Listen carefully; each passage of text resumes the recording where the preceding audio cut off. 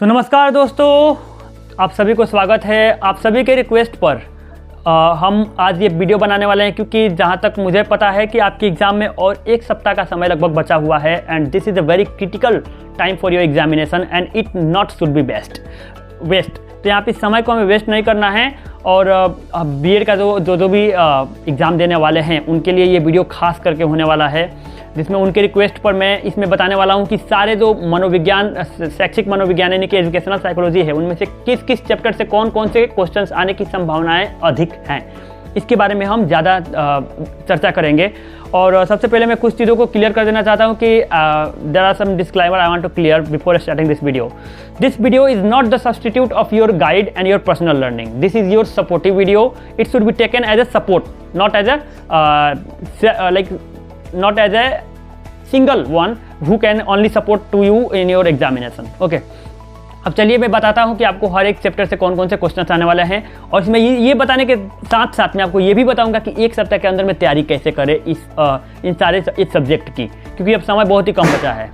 तो इसलिए आप इसकी तैयारी करने के लिए आप AI का यूज़ कैसे कर सकते हैं, इसके बारे में भी बात करेंगे, जो आपको केवल इसी एग्जाम में नहीं बल्कि हर एक एग्जाम में आपकी मदद करेगा। तो चलिए देखते हैं। हमने क्वेश्चंस का लिस्ट बना लिया है, PDF है, तो इस PDF का भी लिंक मैं आपको डाल दूंगा इस अपने व्हाट्सएप ग्रुप में, है ना। तो सबसे पहले आप सभी को धन्यवाद कि आपने इस व्हाट्सएप चैनल को ज्वाइन किया था, साइकोलॉजी बीएड साइकोलॉजी वाले, जो हमने क्रिएट किया था एक कम्युनिटी बिल्ड करने के लिए। तो चलिए हम समझते हैं कि कौन कौन से चैप्टर से कौन कौन क्वेश्चन आने वाले हैं। मैं बहुत शॉर्ट में बताऊंगा ताकि वीडियो ज़्यादा लंबा ना हो। सबसे पहला जो चैप्टर है वो है शिक्षा मनोविज्ञान यानी कि एजुकेशनल साइकोलॉजी।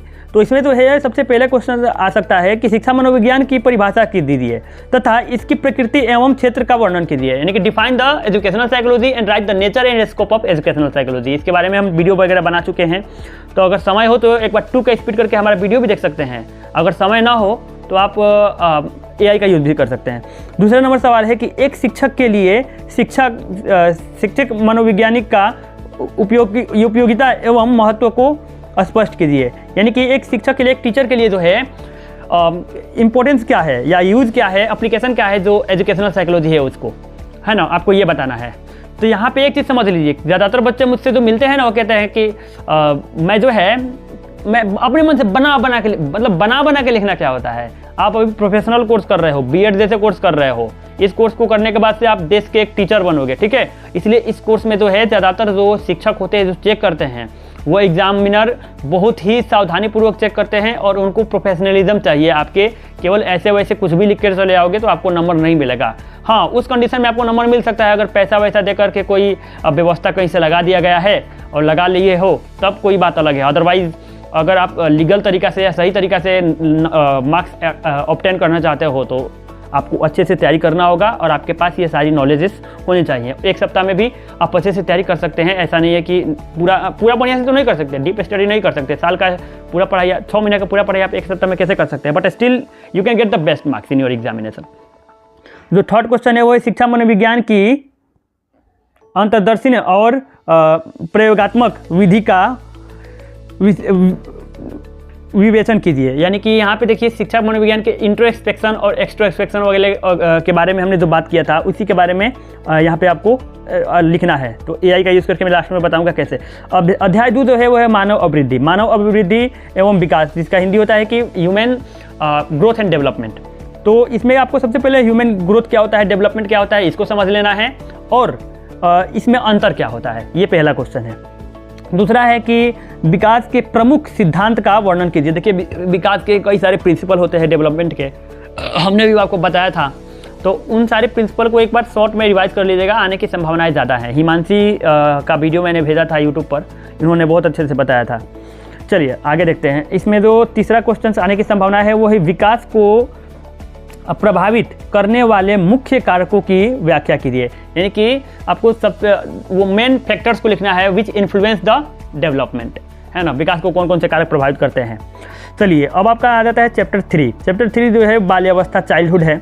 इसमें से भी 3 क्वेश्चंस मैंने सॉर्ट आउट किए हैं। सबसे पहला क्वेश्चन है कि बाल्यावस्था की प्रकृति विशेषताओं का वर्णन कीजिए, नेचर ऑफ चाइल्डहुड, ठीक है, इसको आपको बताना है। और साथ ही साथ 2 नंबर जो क्वेश्चन आ सकता है, बाल्यावस्था में शारीरिक, मानसिक और सामाजिक विकास के स्वरूप को समझाइए। देखिए, इंसान, मैंने वीडियो में भी बताया था कि इंसान का जब विकास होता है ना, तो वो केवल एक शरीर का विकास नहीं होता है, बल्कि मन का, मानसिक का भी विकास होता है, सामाजिक जानकारी, मॉरली भी हम डेवलप होते हैं। तो उन सारे अलग अलग एस्पेक्ट पर आपको प्रकाश डालने हैं, और जितना शब्द में बोला गया हो उतना शब्द में लिखना है। तो क्वेश्चन कोई शॉर्ट में आए, कोई दीर्घ उत्तरीय, लघु उत्तरीय, जो भी पार्ट होता है उसको गिवन वहाँ पे जो गाइडलाइन लिखा होगा उसके अनुसार आपको आंसर देना है। ठीक है, चलिए अब देखते हैं कि, और इसके तीसरा नंबर क्वेश्चन जो आ सकता है, बाल्यावस्था जीवन का अनोखा काल है। जी हाँ, ये बताया गया था कि बाल्यावस्था जो होता है, इट इज़ वेरी इंपॉर्टेंट या critical time for a human. तो बाल्यावस्था, चाइल्डहुड इंपॉर्टेंट क्यों है, क्रिटिकल क्यों है, इसके बारे में भी बताया था। तो लगभग मैंने ये बताया था कि यही एक ऐसा समय है जिसमें बच्चों के साथ जो भी व्यवहार करते हैं वो पूरे लाइफ टाइम तक उनके एज ए पर्सनालिटी रिफ्लेक्ट होता है और दिखाई देता है। और यही वो समय होता है जिसमें बच्चों को सेव करते हैं कि उनको कैसे बनाना है, कैसे नहीं बनाना है, इसलिए बहुत क्रिटिकल समय होता है। तो इसके बारे में भी एक बार पढ़ लीजिएगा ChatGPT वगैरह का यूज़ करके। अध्याय 4 जो है वो है किशोरावस्था, एडोलेसेंस। ये भी बहुत इंपॉर्टेंट चैप्टर है। तो सबसे पहले आपको समझना है कि किशोरावस्था की प्रमुख विशेषताएँ क्या हैं, इसे तनाव और तूफान का अवस्था क्यों कहते हैं। हाँ, मैंने ये भी बताया था कि ये जो अवस्था होता है तनाव और तूफान का होता है, इसमें जो बच्चा होता है वो तो हमेशा तनाव में रहता है, तूफान उसके मन में बहुत ही ज़्यादा वो एक्साइटेड होता है किसी भी चीज़ को जानने के लिए। तो ये एक ऐसा समय होता है ना जिसमें पेरेंट्स का भी बच्चा दुश्मन होता है, इसलिए बताया जा रहा है कि इसमें बच्चे जो हैं तनाव, उनके मन में तूफान होता है। तो इसके बारे में भी आपको बताना है। दूसरा क्वेश्चन है कि किशोरावस्था की प्रकृति, समस्याओं और उनके समाधान हेतु शिक्षक की भूमिका बताएं। अब बताइए, ऐसे परेशानी अगर बच्चा है कोई जो अपने पिता के, अपने शिक्षक के विरुद्ध हो, वो काम नहीं कर पा रहा है, तो एक टीचर की क्या भूमिका होता है, केवल समझाना, किस तरह से समझाना है ना। तो इसके बारे में भी आपको समझना है। उसके बाद से तीसरा नंबर सवाल होगा कि किशोरों के लिए निर्देश एवं परामर्श, यानी कि गाइडेंस एंड काउंसलिंग की आवश्यकता पर प्रकाश डालिए। देखिए, हमने ये भी बात किया था कि किशोरावस्था जो एडोलेसेंस होते हैं उनको काउंसलिंग भी देना होता है, गाइड भी देना होता है। तो इसके ऊपर आपको प्रकाश डालना है कि किस प्रकार से गाइड करना है, किस प्रकार से काउंसलिंग देना है। It is very important. Okay, so these are the 3 questions I have sorted out from the chapter 4। Next chapter is chapter 5, व्यक्तिगत विभिन्नता, यानी कि इंडिविजुअल डिफरेंसेस। मैंने इसमें बताया था कि इंडिविजुअल जो होते हैं वो एक दूसरे से डिफर करते हैं।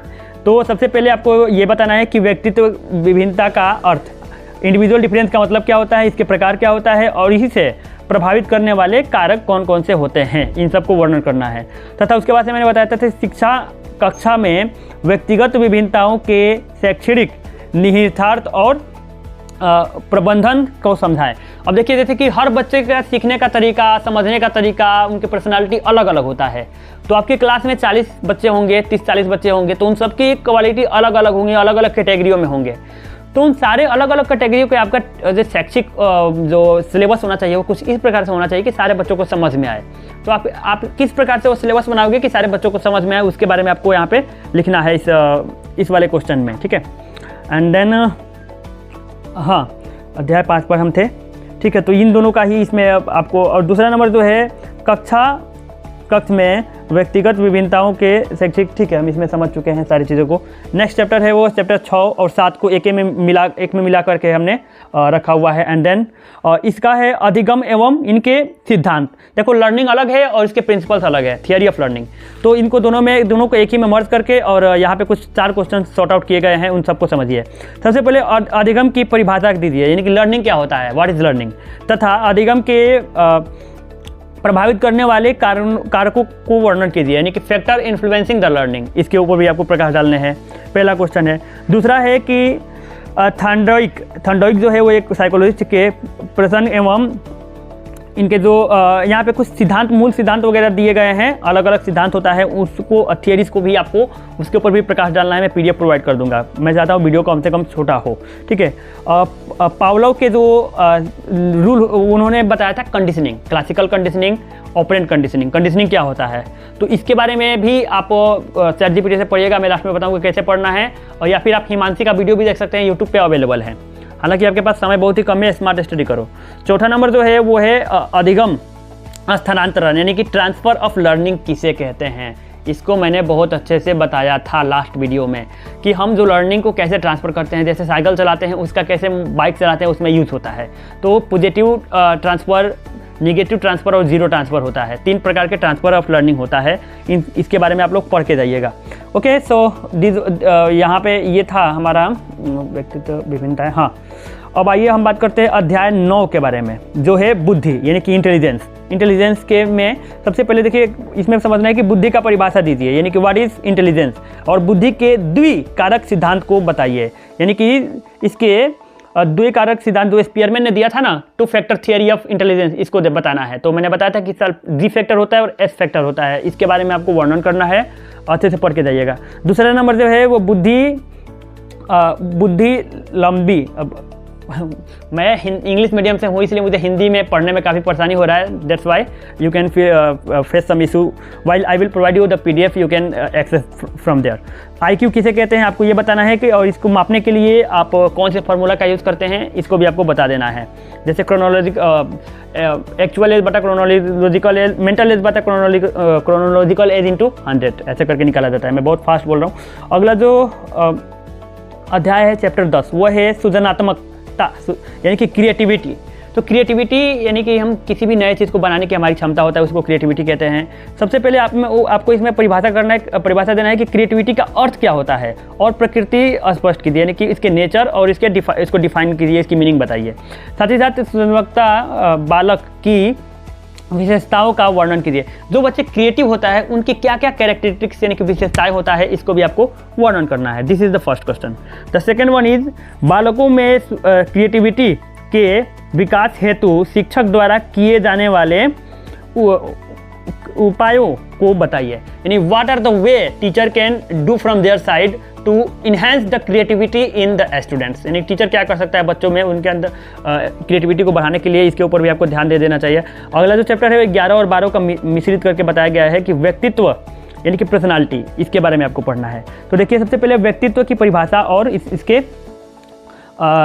निरार्थक यानी कि जैविक एवं पर्यावरणीय का वर्णन कीजिए। यानी कि किस प्रकार से व्यक्ति का पर्सनालिटी डेवलप होता है, उसमें बायोलॉजिकल रोल किस प्रकार से होता है, यानी कि हम जेनेटिक्स वगैरह, और इन्वायरमेंटल यानी आसपास के लोगों से हम किस प्रकार से सीखते हैं, पर्सनालिटी हमारा डेवलप होता है, उसके बारे में आपको बताना है। अपने मन से लिखने की गलती मत कीजिएगा, पढ़ के जाइएगा। दूसरा नंबर जो है वो है व्यक्तित्व मापन की प्रक्षेपित विधियाँ। यानी कि कई सारी अलग अलग विधियाँ होती हैं जिससे हम पर्सनालिटी को मेजर करते हैं, है ना। आपने सुना भी होगा कि हम व्यक्ति के कौन से पर्सनालिटी है उसको अलग अलग मैट्रिक्स वगैरह होते हैं जिससे हम उसको मेजर करते हैं। तो उन सारे को आपको लगभग एक बार शॉर्ट में देख लेना है, ठीक है।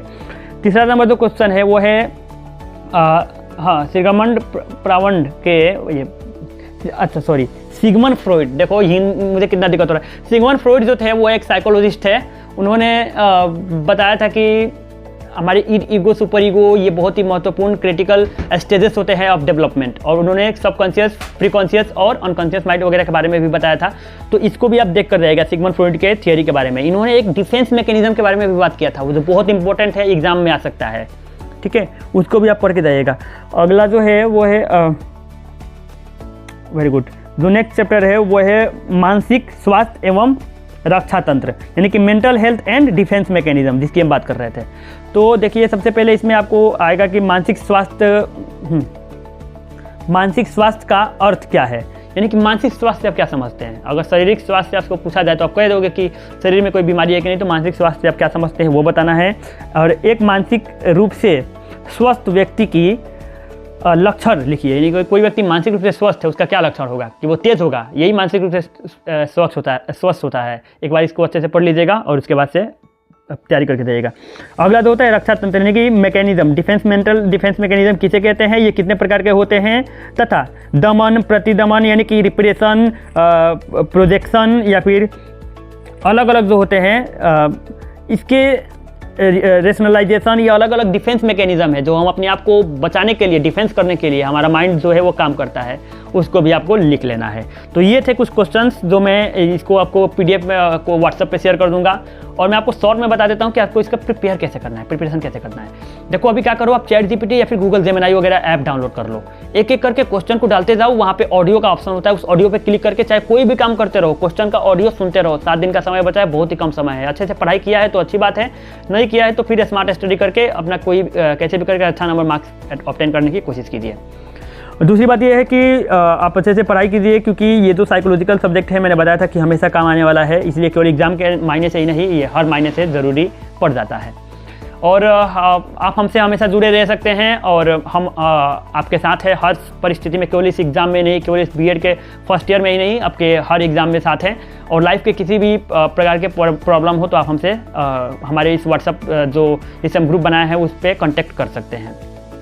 और साथ ही साथ हमारे मन की समझ जो हमारा प्रोमिनेंट यूट्यूब चैनल है, जहाँ पे हम साइकोलॉजी के हर एक एस्पेक्ट के बारे में बात करते हैं, वहाँ पर ज्वाइन करना बिल्कुल मत भूलिएगा, क्योंकि वो चैनल है जहाँ पे हम मानसिक स्वास्थ्य और मन के बारे में हर एक टिप्स को समझते हैं।